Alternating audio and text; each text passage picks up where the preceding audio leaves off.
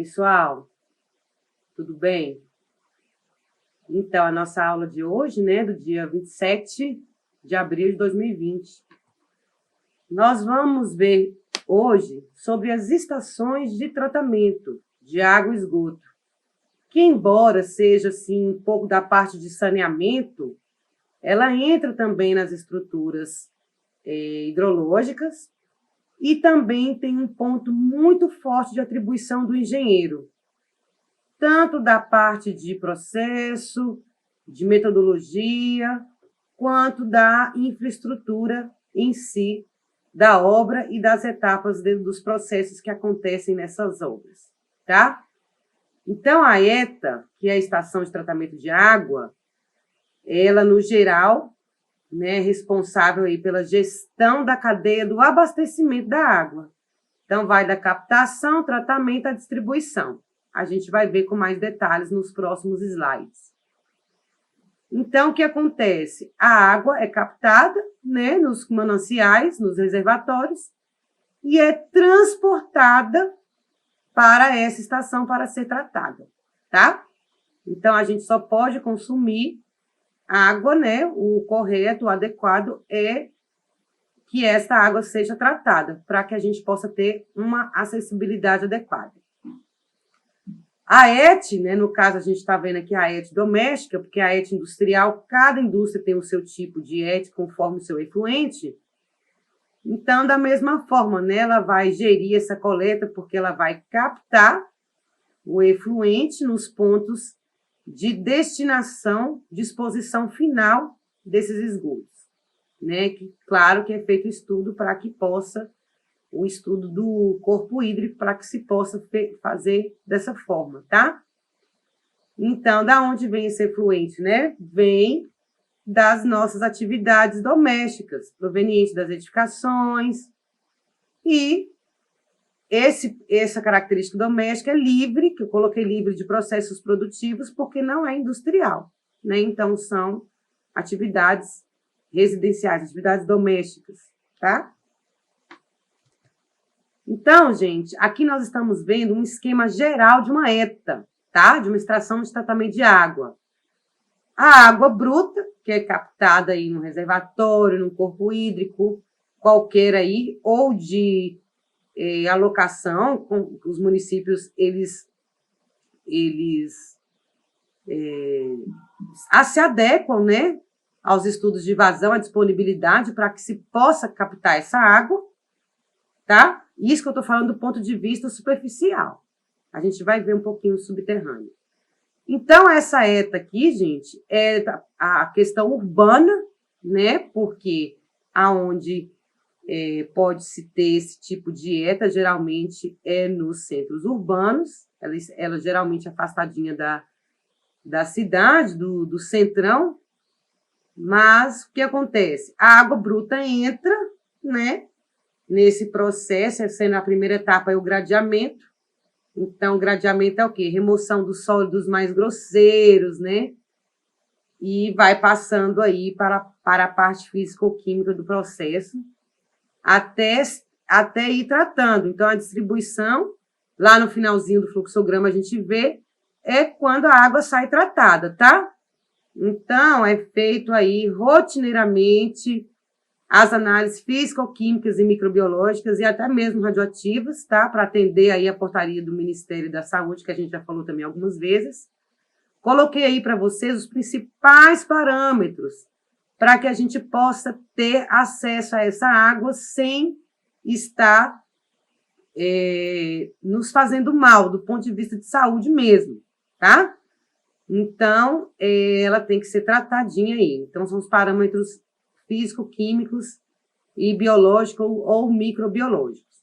O reservatório, a gente tem que ter bastante atenção, porque, às vezes, ele pode dar uma oscilada, então é um outro item também bem importante para que a gente possa ter a disponibilidade, né, nas nossas torneiras.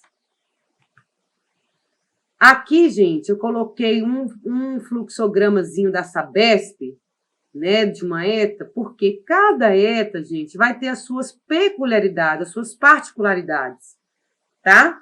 Mas todas têm essas etapas aí. de tratamento inicial, que é o gradeamento, né? Que é uma parte física, depois entra o físico-químico, e aí vai passando pelas etapas: floculação, decantação, filtração, desinfecção, que já é mais química, né? Até poder se distribuir, tá bom? E hoje em dia, as estações estão buscando aí cada vez mais compostos mais orgânicos para que o tratamento fique mais sustentável, menos caro, né? Menos oneroso e com uma qualidade melhor para a gente, tá? Então, por exemplo, na nossa realidade aqui em Palmas, a gente já está coletando água, né, do lago, certo? Que não tem uma qualidade tão expressiva como um corpo hídrico, né, ou nascente que vinha da bacia do Taquarussu, que está aí com alguns problemas de vazões e algumas partes desmatadas, o que fez com que não disponibilizasse de forma efetiva o abastecimento para o município de Palmas, tá?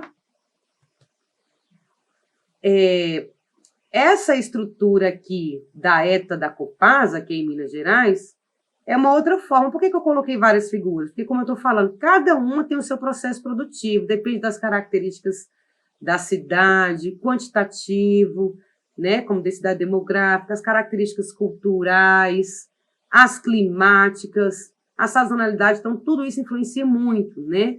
Então, a forma de tratamento, por exemplo, às vezes uma área que tem bastante ferro, a água, né, por exemplo, igual em Palmas, a água mais amarelada, certo? Então, isso vai depender. E a distribuição, né, é feita aí com total eficiência da engenharia civil, devido às canalizações, né, que são chamadas aí redes de distribuição, que chegam aí nas nossas casas, tá bom? E, claro, tem que ter instalação que liga a casa à rede de distribuição, né, gente? O nosso caso aqui de tratamento de água e esgoto é a BRK Ambiental, né? Que é essa empresa aí canadense com várias outras parcerias aí e convênios e contratos. Mas ela é bem inovadora, sempre buscando assim soluções ambientais bem tecnológicas, tentando avançar aí nesses serviços de água e de esgoto, né? Que é um grande desafio aí para a engenharia civil e sanitária também, tá? Mas ela atende aí vários municípios, vários estados também. Então, é bem importante, né, o trabalho, porque quando não se tem, né, uma estação, a gente tem que partir para outros métodos, que eu vou falar também um pouquinho mais à frente. Tá, gente? Então, assim, do tratamento urbano, geralmente é a estação mesmo, certo? Tem as estações compactas também, que algumas indústrias podem comprar e fazer o tratamento em loco. Do ponto de vista doméstico, industrial, gente, o que é importante a gente fazer, né? A lavagem das caixas d'água e ter um filtro de água, ou de carvão ativado, ou filtro de barro, né? Porque a gente também precisa tratar a água, embora essa água já venha com os padrões de potabilidade, tá? No meio rural, geralmente se utiliza sistemas coletivos ou sistemas de soluções individuais, tá? O que significa isso?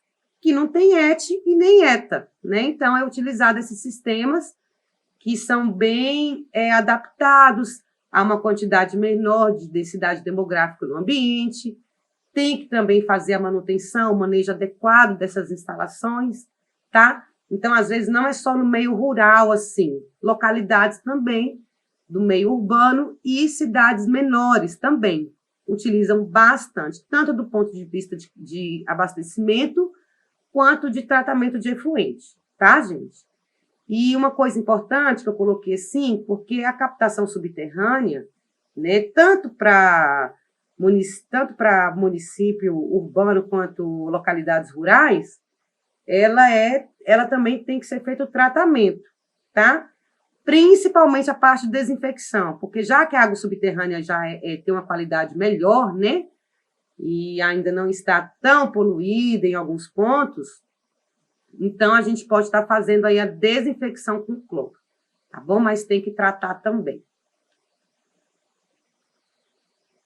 essa estação aqui, acho que vocês já viram esse fluxograma, porque é um fluxograma meu, né, da minha dissertação de mestrado. Então, quando a gente estudou essas ETs, e até hoje, né, embora o processo da ET Norte, que é a ET Vila União aqui de Palmas, tenha se modificado um pouco, anteriormente ele era anaeróbico, agora ele tem uma parte mista aeróbica, então também é da mesma forma, né, a água é captada da rede de distribuição de esgotos, né, de efluente, chega lá, a mesma coisa, tem um tratamento físico, químico e biológico, ou microbiológico. Então, a primeira etapa ali é o gradeamento, a segunda etapa no reator, a terceira etapa na lagoa facultativa, para que possa tratar e despejar, né, destinar a um corpo hídrico.